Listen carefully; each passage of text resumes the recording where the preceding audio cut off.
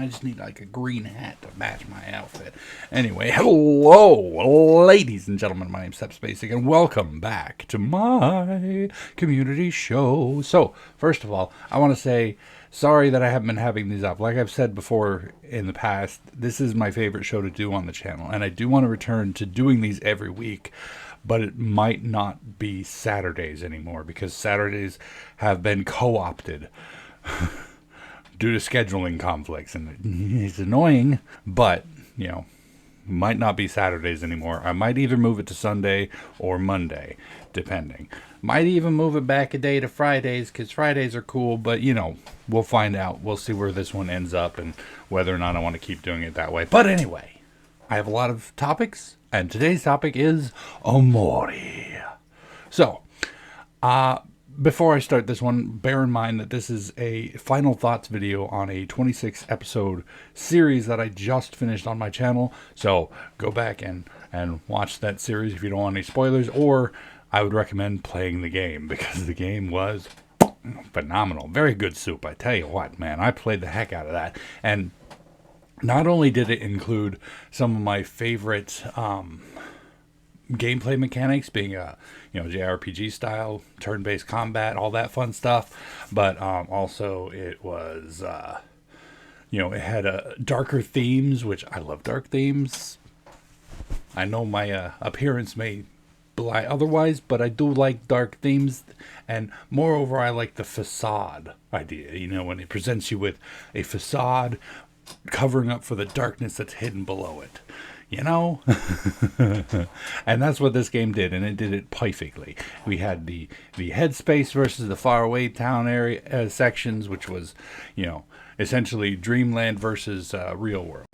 It was really cool, and moreover, apparently there's some sort of a system in it that I didn't realize. Thank you to Zerath Dominion for letting me know about the WTF factor, or whatever it was called in this game. What the fun? Wrong app. God darn it. I will open my apps. So that anyway, but yeah.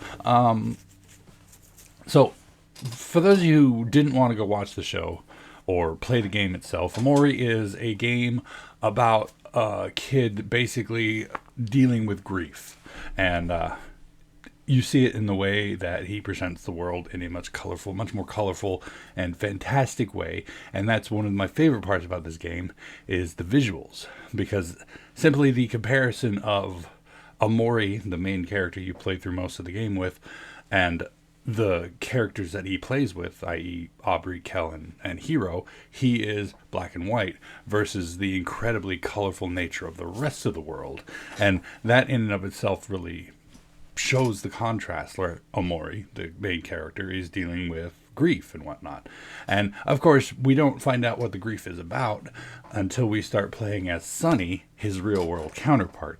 And now, of course, in the real world, where he has no control over appearances or anything, we see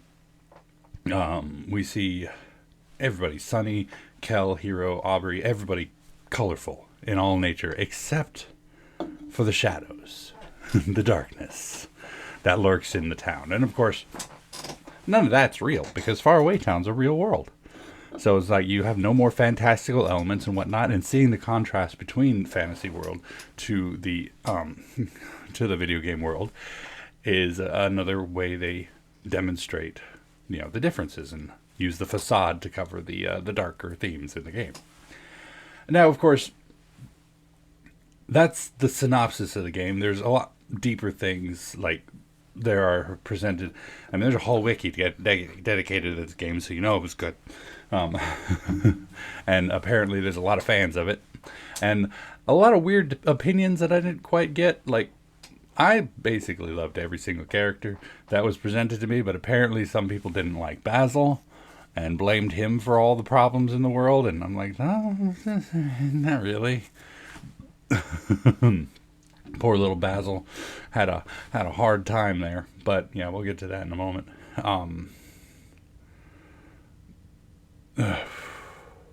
One of the fun themes I liked about it was your main character Omori / Sunny depending on how you look at it, if you look at it from a more realistic standpoint, like me, I looked at it from a realistic standpoint. You could see it as they are the same person, but one is just the grieving nature, whereas one is the real world counterpart. You know, he can't really present himself in any other way than just who he is. But then in Headspace, you can see what he presents himself as to himself as a dark, you know, sad little boy, which, you know, he is.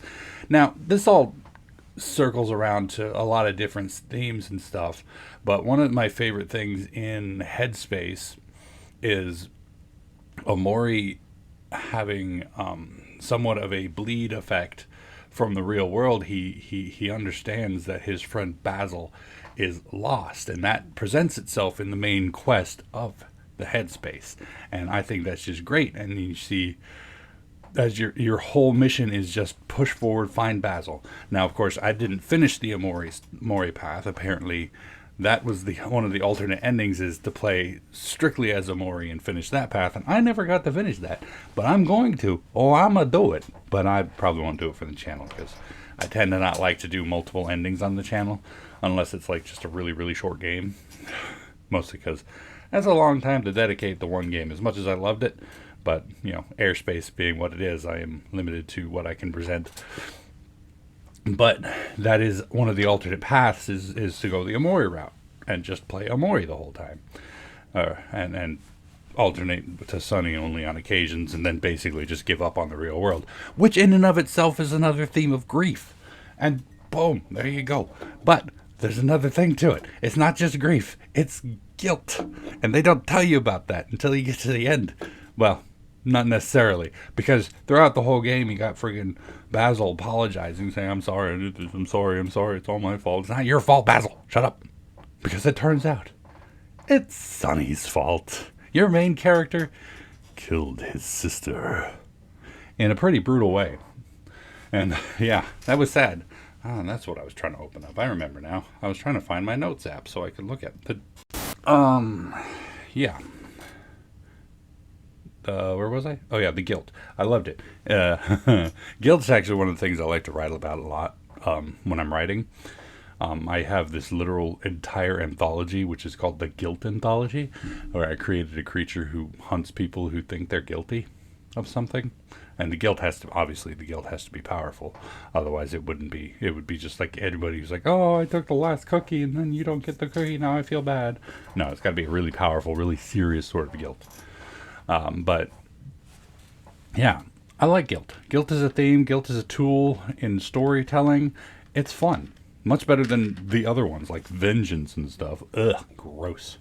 But yeah, that was one of the things that I really liked about the game, was the psychology of it, talking about grief and acceptance, as well as, you know, seeing himself in the black and white, also seeing himself as some sort of a hero where they're looking for Basil.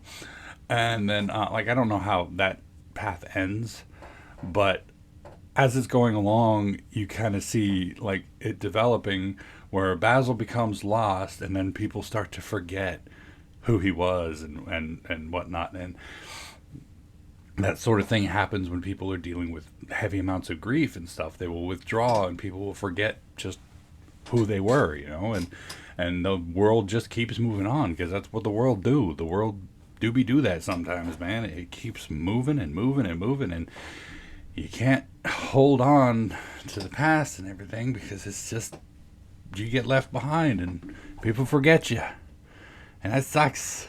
But I saw that psychology presenting itself within the confines of the story there before I, you know, basically abandoned the Omori route and went the Sunny route, which is the route that I took because, well, it was apparently the good route, but also because that's where my mind kind of leads. You know, you can't be stuck in the fantasy forever. You have to face the real world. And of course, you know, I like to see people heal. It doesn't always happen in the real world. People get hurt in emotional and psychological ways, and they never move on. And I really like to see people heal from stuff like that.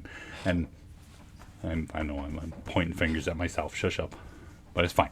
But But yeah, and so helping Omori come out of his shadow and everything, and step into the light and hang out with Kel and Hiro and eventually Aubrey again, and they go to try to save Basil, and then there's the fight, which at first I thought was just a metaphorical struggle, but no, it turns out it was a real fight, and they both end up in the hospital. And I'm like, oh well, that's wonderful. I almost killed my best friend trying to save him. Now we're getting to the end of the Sunny route, which was something I really liked too, because it's like I was saying, the juxtaposition between the fantasy and the real world. You see it in more ways than just the standard way. Like nobody in the real world is asking you to go beat up rabbits per se.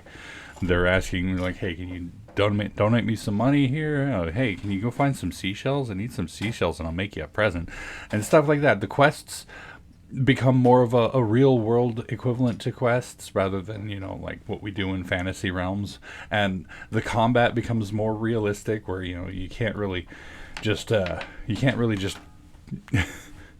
unleash super uber powerful abilities. No, your ability is you can calm down. You could cheer your friends on, and that was kind of funny, but it was realistic. And apparently, I found this out slightly afterwards. Like, if you'd have got a can of pepper spray, you could have beat the hooligans by just pepper spraying them. I'm like, dude, I didn't know that. That's awesome. But yeah, there was that, and yeah. So yeah, then we get into the sunny nature of it, the Sunny's realm, the real world, and this is where you start to see all the elements from the fantasy story playing over, like the room you come into after White Space is the tree house, and then you start to see how Basil is being lost, and you get to see where the shadows come from, and there was like something behind you, and I really like that, because he's a kid. I mean, he was almost a teenager, but still, he was a kid, and seeing his friend do something so horrible, he doesn't want his friend to be evil, and he sees the shadow behind him, and he's like, oh, it wasn't you, it was the shadow, it was the something behind you that did it. And the psychology in that aspect is just makes sense. It's like, yeah, you know what I'm saying? God, I hope this video is becoming coherent, because it feels like I'm going everywhere with this. But ultimately, it does come down to the end of the good path, where I saved Basil, and all my friends are in the hospital together, and we're going to talk about it. And it's like, my headcanon in that is like, yes, my friends are going to be a little upset at first that I didn't say anything, but they're going to be ultimately accepting of it. But I feel like the only person who would walk out of that room not feeling complete and total disgust with me would be Cal. And Basil, of course, but Basil's not going to be walking out of that room, because, like, I mean, for one thing, like, yeah, we're all friends and everything, but that's not something you can just roll over from. So it's like my headcanon versus what would probably happen in reality is kind of sad. Like, for instance, I can give you a good example. I'm bipolar. I've mentioned this before, and when I was younger, my symptoms were a lot harder to control, and so we're playing a game of football. It's not really a game of football, but we're goofing a game of football, 4 people, and it was me and 3 of my friends, and the mania took over. I couldn't. I was trying my best to fight it back, but I couldn't. I was being actively suppressed by my own mind, which sucked. And it's kind of hard to explain. Maybe I'll do a full story time on that entire experience, but it ended up with me punching one of my friends in the face. And I panicked and ran, because that impact to me punching him woke me up and got me back in control a little bit, but it was not a good thing. It should not have happened. I should have been able to be in more control, but sad part is, after that incident, I punched a friend. My friend, the one who I punched, was still friends with me. I talked with him, I apologized to him about 1 billion times, and we were still friends. None of the other friends were anymore. Well, I shouldn't say that, because I went to go hang out with him like I usually did, and they didn't say anything. They just walked away. And then one of them who wasn't at that point. So, if you're picturing this in your head, there's me and there's 4 friends. The one I punched, we're cool now. And then these 2 walked away. And then the last one, he said, "Don't worry, dude. I know. Stuff happens."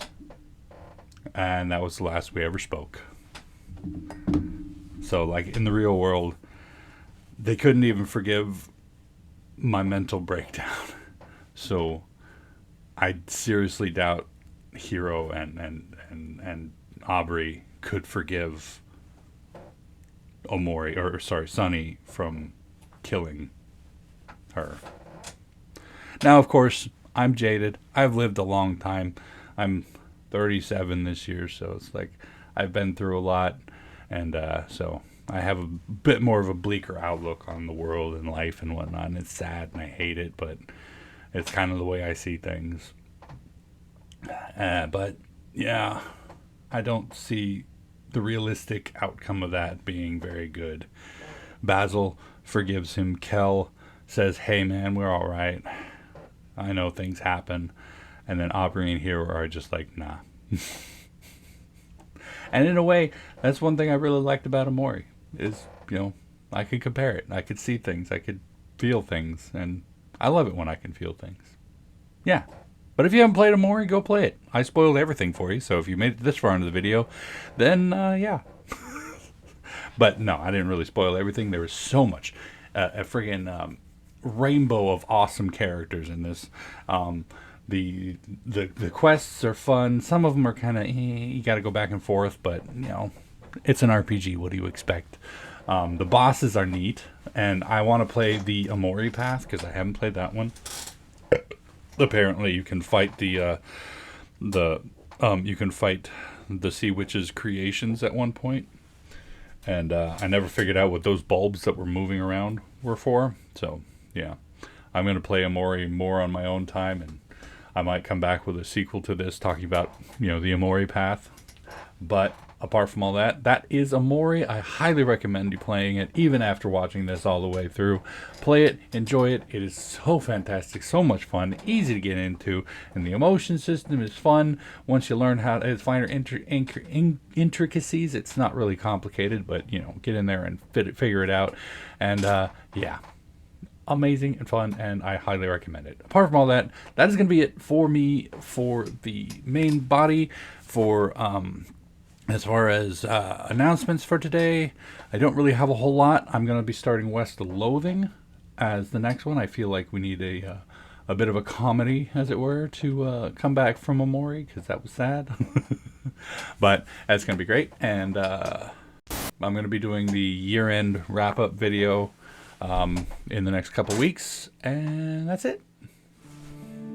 Thank you all so much for joining me for this episode of The Community Show. Hopefully you enjoyed it, and if you did, please go ahead and click that like button for me. If you'd like to see more from me, make sure to hit that subscribe button, and of course, as always, you're more than welcome to leave a comment down in the comment section down below, and I'll get back to you as soon as I can. When I can, if I can, all that jazz, and tune in next time for another topic at another time, and until then, good night.